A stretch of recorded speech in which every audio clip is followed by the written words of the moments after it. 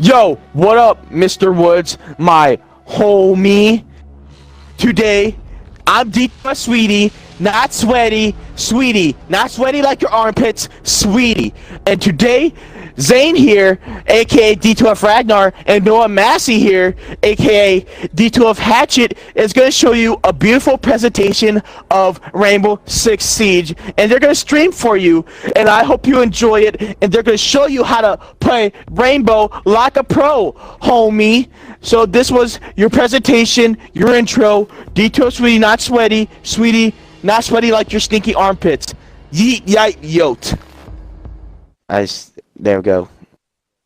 Yes. Here we have a beautiful clip of a alibi and buck shotgun destroying walls and hatches because that is like cool and stuff for the game.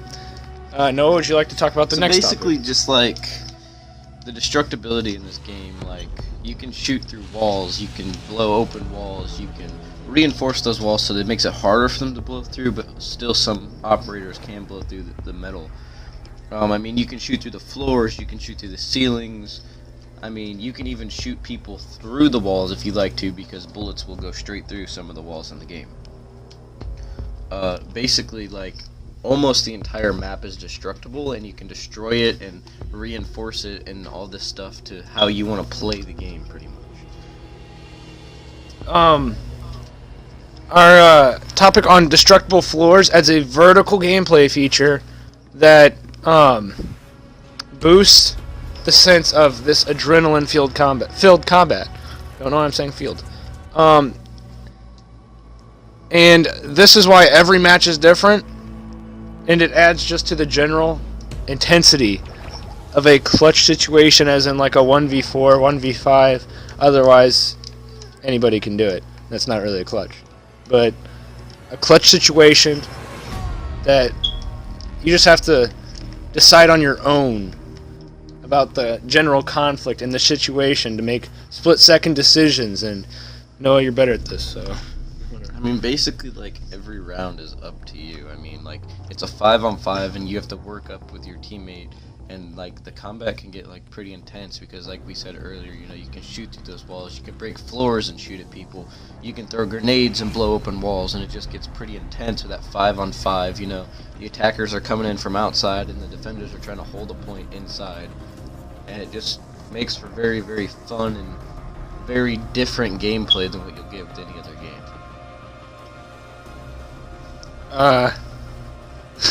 So our third topic, I guess, would be like the tactics change. So like with the wide variety of operators, like we'll get in here in a minute, like there's so many different things that you can do with the game. I mean, like there's the operators have gadgets and abilities that they can use, and that completely change up the game, and each operator does it. I mean, you only get 5. So like whatever you do with those operators, you know, you have tactics that you use with them, and they kind of do their own thing. These abilities vary from flashing shields that make grown men cry to rifle shields that make me cry. I mean, there's also things like explosives. I mean, they have just all kinds of things. There's a sniper rifle with thermal scope. I mean, someone puts up bulletproof mirrors so that you can look through to shoot at enemies through. I mean, there's just all different kinds of things. Like, from simple things like bear traps to, like, a magical foot tracking device that no one understands. But since we're talking about the operators so much, let's move into the fourth subject, which is actually how diverse the operators are. And, like, there's so many different operators that do different gadgets. I mean, there's about 3 operators right now that can cut through metal surfaces or just blow a giant hole. There's probably like 5 or 6 that can just open up walls like crazy. I mean, there's people who throw down concussion mines. I mean, there's flashbangs, there's shields, there's all these different things that make the game so diverse and different. These operators are grouped into 2: attackers and defenders. Attackers are the boys that start out on the blue team, who have the 3 operators that can cut through metal. There's some that can flash entire rooms with 1 flashbang. There's some that throw up a drone that scans the map and if you move at all, you are traced through the wall. And there's some that'll blow you through walls if you step on their mines, or you get shocked with a drone, killed with a sledgehammer, and it hurts. Yeah, there's just a lot of different things, and I mean, the defenders, they all can, like, a lot of them have traps that they can set up to prepare. They have reinforcements so where they can make walls metal, so it's harder to get through them. Like, they can hide from your drones and everything. I mean, they have a diverse set of cameras that are laid out throughout the map that they can use. There's some operators who can even put down more cameras that are more hidden. I mean, and the attackers all have drones, and they try to, like, find you throughout the map to take you out and stuff. I mean, there's just a lot of differences with these operators. We should move on to the fifth topic here, which is one of the most important in the game that I think really makes it different than a lot of others. Because, like, in Call of Duty and stuff, I mean, they can take tons and tons of bullets, but in Siege it has the one-hit headshot mechanic. Basically, one bullet from any gun but a shotgun is an instant kill. No matter what gun, no matter how far away, if it hits you in the head, you're dead. Shotguns do not have this implement because of their random pellet spread instead of perfection with every shot, and so the radius is much less predictable, requiring more skill to handle these weapons. And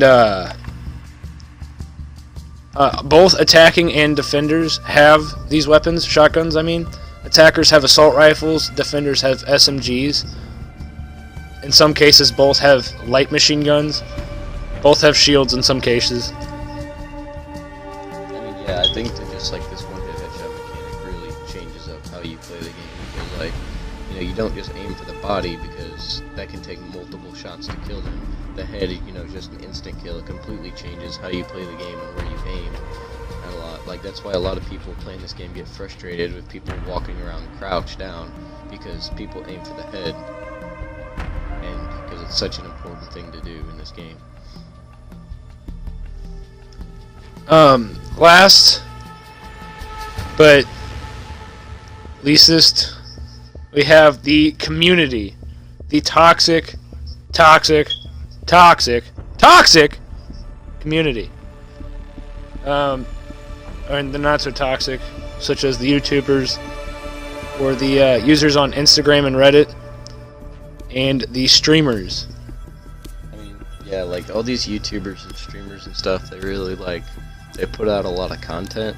Like, well, some of them upload daily, some of them stream for hours on day, and, like, even, like, the Pro League, the professionals, the best of the best players is streamed and put out videos on there to teach you, like, how to play the game. You know, you learn a lot from this game by watching these people who upload things.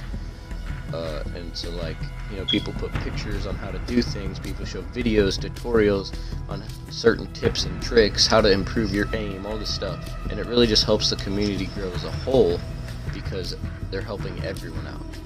Zane, do you want to describe the more toxic part of the community? So the toxic part of the community, such as myself or my little brother, who is banned on like 5 different accounts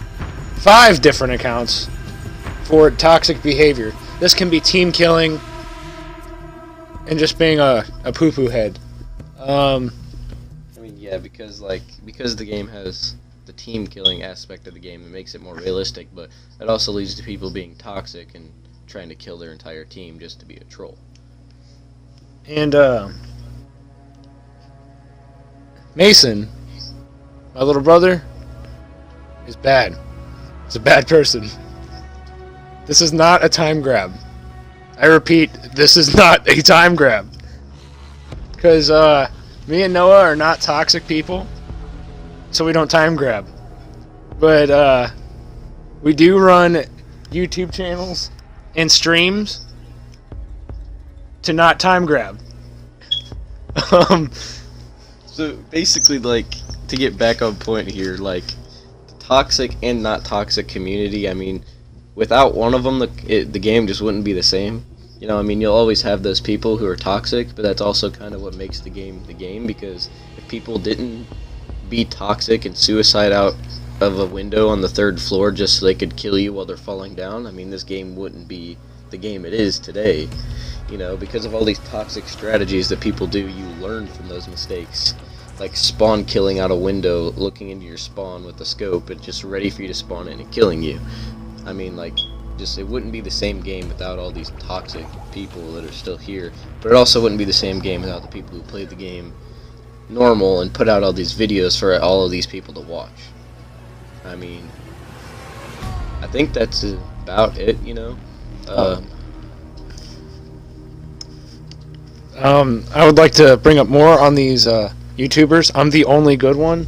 The rest are terrible. So subscribe, D2F Ragnar. That is D2F, not a time grab, space RAGNAR. I almost spelled Ranger for some reason. Still not a time grab. We love you. Give us a good grade, and we will be your best friends forever. Jesus is dead. What? Oh, crap. Wow, what an amazing presentation. Man, I was so hyped, bro. Now, I just also want to give an extra... Subscribe to PewDiePie, screw T-Series, like, just subscribe to PewDiePie, but otherwise, this was the best presentation I ever seen, and I bet you are raging up right now. Wow. Give them A+. Dab on them haters.